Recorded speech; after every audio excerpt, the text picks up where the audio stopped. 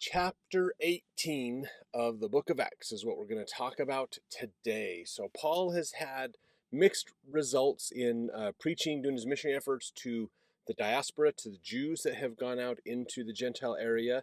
Gentiles have been picking up the gospel themselves as well. So, Paul decides he's going to move more to teaching Gentiles and see how that works out for him. That's what we're going to learn more about in this chapter. So, let's get in verse 1. After these things, Paul departed from Athens and came to Corinth, and found a certain Jew named Aquila, born in Pontus, lately come from Italy with his wife Priscilla, because that Claudius had commanded all Jews to depart from Rome, and came unto them. So let's pause for just a second here in verse 2. So Paul's leaving Athens, going over to Corinth, and it says he found a certain Jew, but he basically met a Jewish person whose name was Aquila. His wife was named Priscilla, Aquila and Priscilla. Now, this is a famous couple that we want to talk about just for a second here. So Pontus is basically a Roman province in Asia Minor. So this is on the shores of the Black Sea. That's where they were at. Aquila and Priscilla had come from Italy, basically from the Rome area, had come up because Claudius, the Roman emperor, had basically was persecuting Jews, and so it was a bad time to live around Rome. So they moved out of the area, and that's when Paul ends up meeting them. In fact, to talk a little bit more about what Claudius did, a brief statement in Divus Claudius 25 mentions agitations by the Jews, which led Claudius to expel them from Rome. Since the Jews constantly made disturbances at the instigation of Chrestus, which is Christ, that was more of a Roman way to say his name, Claudius expelled them from Rome. The expulsion event Suetonius refers to is necessarily later than AD 41 and earlier than AD 54. Most scholars assume that the disturbances mentioned by Suetonius in the passage were due to the spread of Christianity in Rome. These disturbances were likely caused by the objections of Jewish community to the continued preachings by Hellenistic Jews in Rome, and their insistence that Jesus was the Messiah, resulting in tensions with the Jews in Rome. Some scholars think Suetonius was confused and assumed that Chrestus, as the leader of the agitators, was alive and lived in Rome at the time of the expulsion. So there's a little bit of challenge as to what was really happening at the time. Some people say that it was these Jews who followed Christ, or early Christians, that were creating a disturbance because the Jews hated him. The pagan Romans didn't like him either. And so remember, in Rome, there was a emperor worship that was a very important thing to do. The Christians would be like, nope, we're not going to do that. So this could be some early days of martyrdom that we'll see in later centuries after this. So anyways, Claudius basically makes life hard for Jews. So we hear of Aquila and Priscilla. They have moved out of the area, left their home, and end up running into Paul. So in verse 3, and because he was of the same craft, he abode with them. So tent makers, basically. Paul's professional career was a tent maker. He dealt with making tents out of different materials and things. So they're probably similar with Aquila. Both of them did similar trades works with leather and other things, and so they're like, oh yeah, let's work together here. So he abode with them and wrought, for by their occupation they were tent makers. So that's basically canvas and leather that they were working with, basically. So realize that at this time, Paul is basically taking his craft with him to support himself while he is on a mission. So now he's teamed up with Aquila and Priscilla, and they have a business going. Verse 4, and he reasoned in the synagogue every Sabbath and persuaded the Jews and the Greeks. And when Silas and Timotheus were come from Macedonia, Paul was pressed in the Spirit, and testified to the Jews that Jesus was Christ. Better manuscripts, that when you look back at some of the ancient manuscripts of the New Testament, they're the ones that are better, the more accurate ones, would change where it says Paul was pressed in the Spirit, would change this to with the word instead of in the Spirit. So Paul was pressed with the word instead of in the Spirit, basically. Verse 6, when they opposed themselves and blasphemed, he shook his raiment and said unto them, your blood be upon your own heads. I am clean, from henceforth I will go unto the Gentiles. So again, he's going to these Jewish synagogues. Paul is preaching to Jews and Greeks who want to convert to Judaism. And he has mixed success. Like he's had this is the second missionary journey.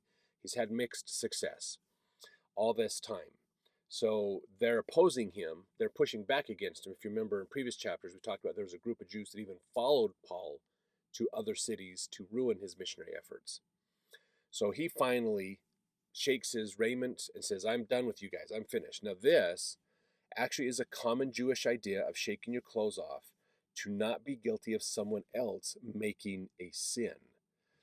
So this wasn't a rare Christian thing. This was a common Jewish concept, to shake off your coat, your outer clothing, basically, to symbolize I'm shaking off your sins from me. I'm not taking part of being responsible for what you have done. So verse 7, and he departed thence and entered into a certain man's house named Justus, one that worshipped God, whose house joined hard to the synagogue. Now Justus is most likely a Gentile who believed in God. He was kicked out of the local synagogue and so allowed his home to be used as a place where Paul could gather the people to teach. That's out of a article called, this is a house church, basically, is what this is. So this is another time where, again, the Christians, the people who were converting, the Jews and the non-Jews who were converting to Christianity at this time, they didn't have a church building, and so they met at somebody's house. They had house church.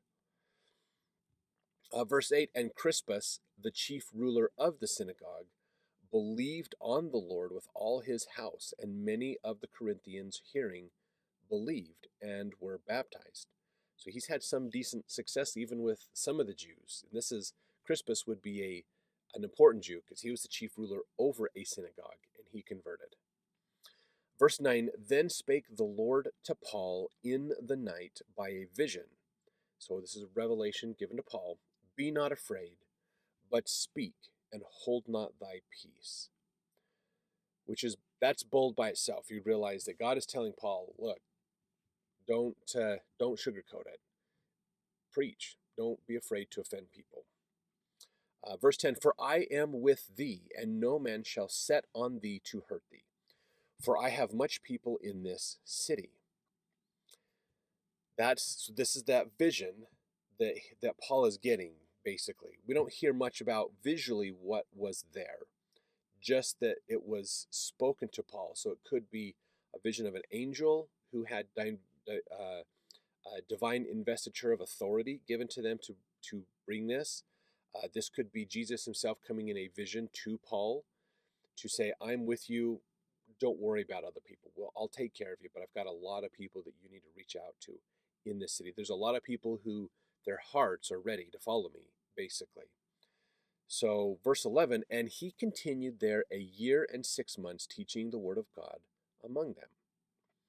And when Gallio was the deputy of Achaia, the Jews made insurrection with one accord against Paul, and brought him to the judgment seat, saying, this fellow persuadeth men to worship God contrary to the law. So this is the people these are the Jews. Remember, Jews believe that the following the law of Moses is what you do to gain salvation. Following the law is salvation. So it's more of a saved by works type philosophy. So preaching Jesus would go against the law of Moses, basically. And that's what they're accusing him of, is in making insurrection. He's stirring the people up to a different philosophy and religion that is not the one we think is correct. So Gallio, in fact, was in this position between 51 and 52 AD, according to an inscription they found at Delphi. So that gives you a time. If he's only there for about a year, if he's the one that they talked to, then this is about when this happened.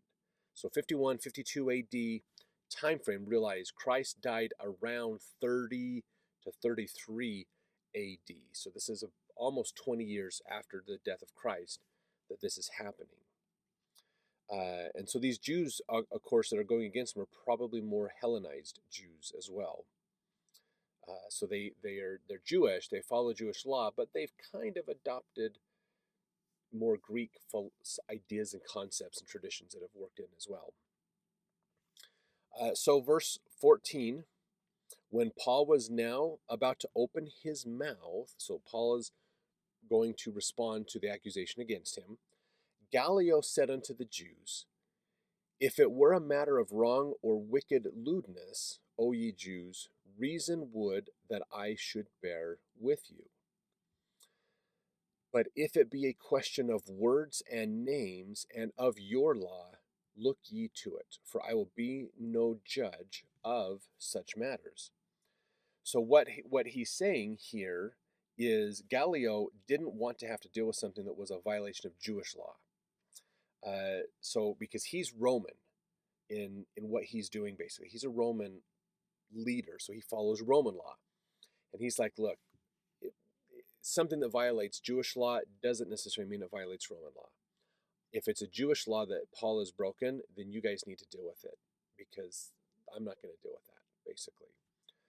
So verse 16, and he drave them from the judgment seat. So he kicked them all out. I'm not going to adjudicate this. If it's not a Roman law violation, then I'm not worrying about it. You deal with it yourself if it's Jewish law. Verse 17, then all the Greeks took Sosthenes, the chief ruler of the synagogue, and beat him before the judgment seat. And Gallio cared for none of those things. So now this was a different synagogue, possibly. So remember, we learned just a few verses ago of a chief ruler of a synagogue that converted. They could be the same, they could be different. But this could be a different synagogue, and maybe they are the ones who brought charges against Paul. So there's two ways to think about this. They beat Sosthenes. So we could say maybe Sosthenes is the one that converted, and so they're going after him as well. There's a good chance, too, that I'm misinterpreting it in that way. That another way to think about this is that the Sosthenes and his group is the Jews that brought the charges against Paul. But because they were kicked out of, Gallio kicked them out and didn't care, that a bunch of Greeks decided to gang up against the Jews to persecute them. So that could be a way to look at that story as well. Those are two, I would say there's two opportunities to interpret those verses. Most likely, as I look through this, I would say probably more that the Greeks, Sosthenes brought the charges against Paul, and then the Greeks are just mad that Sosthenes wasted their time, and so they beat Sosthenes up, basically. That probably could be what it is. Now verse 18, and Paul after this tarried there yet a good while, and then took his leave of the brethren, and sailed thence into Syria, and with him Priscilla and Aquila, having shorn his head in Centria, for he had a vow. Now let's look at this. Okay, so Paul was in Corinth 18 months, a year and a half. Then that's part of his second missionary journey, of course. Now he's sailing to go somewhere else. So this is the beginning of his third missionary journey. This was his longest mission, time-wise as well as distance-wise. The account of Paul's third mission portrays his growing influence and effectiveness as a theologian, preacher, writer, and faithful servant of Jesus Christ. During this mission, Paul wrote 1st and 2nd Corinthians, Romans, and perhaps others of his epistles. During Paul's second mission, he had spread word of the need to make a collection for the poor in Jerusalem. One of his prime concerns on his third journey was to collect these donated funds. That's from the New Testament Study Manual. So he had been there for a while, like it says in verse 18, and then he sailed to go to Syria, and Priscilla and Aquila are coming with him. So this is the beginning of Paul's third missionary journeys, basically. So this is going to kind of see him kind of go back to some old areas and some new areas too, as there is, around this time, there was a huge famine that was occurring in the Jerusalem area.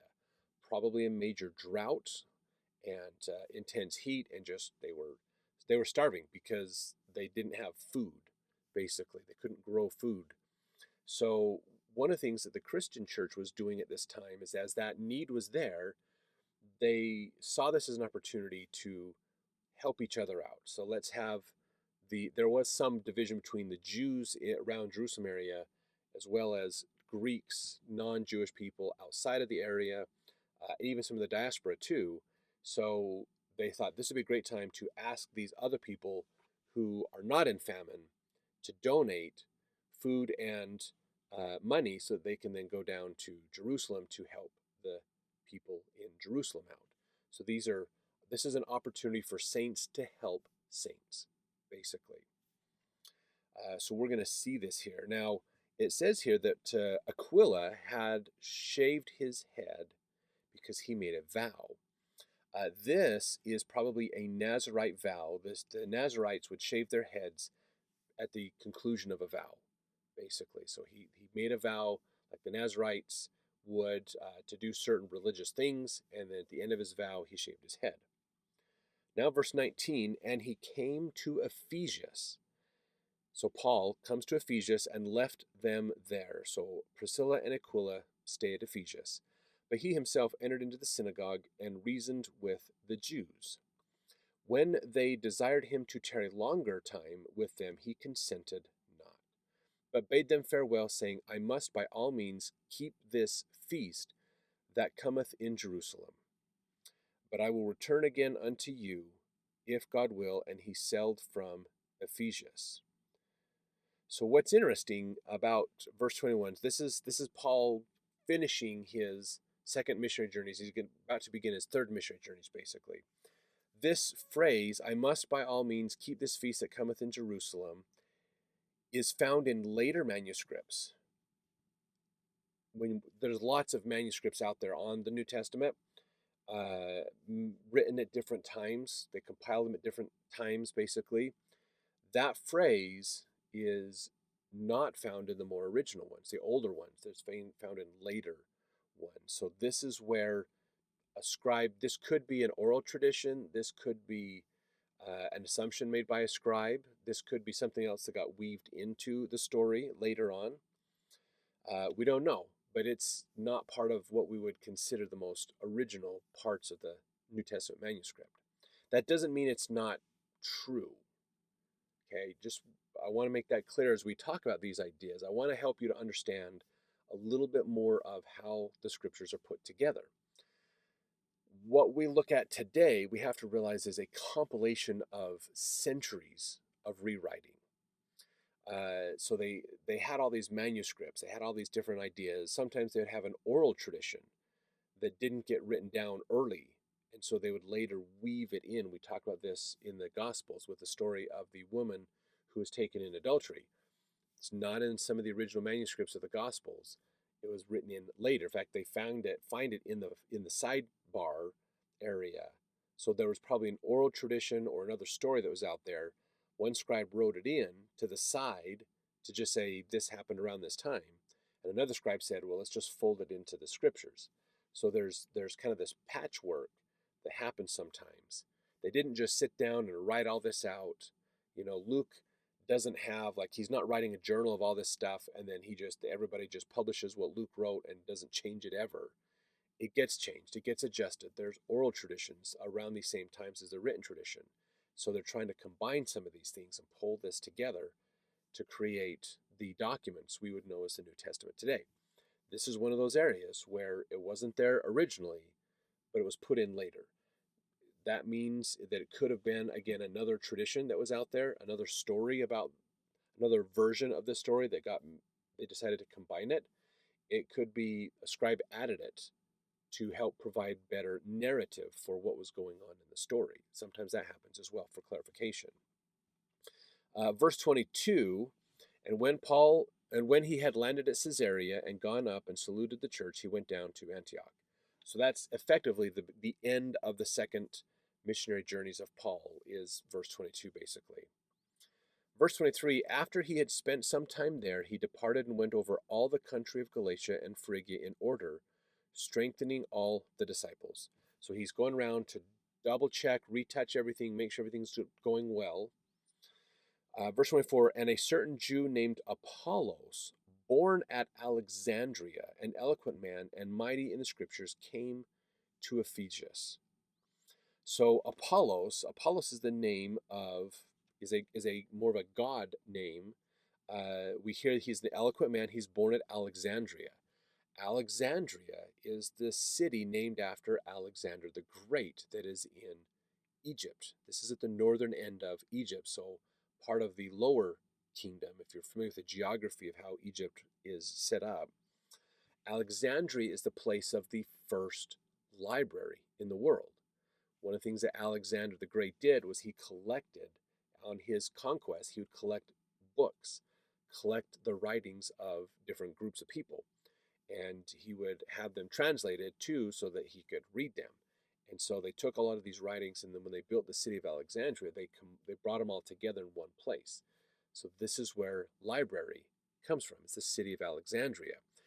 Alexandria, because it's gathering all these artifacts and documents and things, they're going to have a strong influence in the creation of the Bible as we get into the 3rd and 4th century time frame. That the scholars at Alexandria, who have some of these writings that they're collecting and letters and things from Paul and others over time, will be a big influence in the development of what we would call today early Christianity. So around the time of Constantine, those types of areas. So he's eloquent and mighty in the scriptures. He's a really well-studied person. And when they talk about scriptures, they're not talking about New Testament. They're talking about Old Testament. Verse 25, this man was instructed in the way of the Lord, and being fervent in the Spirit, he spake and taught diligently the things of the Lord, knowing only the baptism of John. So now we get a little bit more specifics into some of the other things he's learned. So on top of Old Testament, he is a student of John the Baptist, and he has learned what John taught, which is a little different than what Christ taught. But because most of what John taught was looking forward to Christ. So verse 26, and he began to speak boldly in the synagogue, whom, when Aquila and Priscilla had heard, they took him unto them, and expounded unto him the way of God more perfectly. So they heard him speak and went, man, this guy's great, but he's not quite there. So they brought him in and says, you got to hear, there's more. They taught him what Paul had taught them, and to bring more truth together. And this is an important thing, I think, for us to look at, is our job isn't to tell people, I'm right, you're wrong, when we do missionary efforts and discussions and interfaith things. It's more of, let me understand the truth you have, and let me teach you the truth I have. Let's come together on what is the truth. Not what is tradition or what is opinion, but what really is the truth of the gospel. And that's what they're doing, is we're going to take what we know, which is more than what you know, and we're going to help you to understand it. Not saying that we're smarter than you, come listen to us. Okay, not a prideful way. What Aquila and Priscilla want to do in here is they want to help this gentleman, Apollos, to say, we know some things too from this Jesus. Paul taught us about this. And so let me share the truth I have with you that'll add to the truth you have, basically. Verse 27, and when he was disposed to pass into Achaia, the brethren wrote, exhorting the disciples to receive him, who when he was come, helped them much which had believed through grace. For he mightily convinced the Jews, and that publicly, showing by the scriptures that Jesus was Christ. So Apollos took upon himself he studied, he learned, and he kept growing and improving, and so they sent a message saying, hey, this guy, we've taught him what we know. He's great. Help him to learn more and let him teach.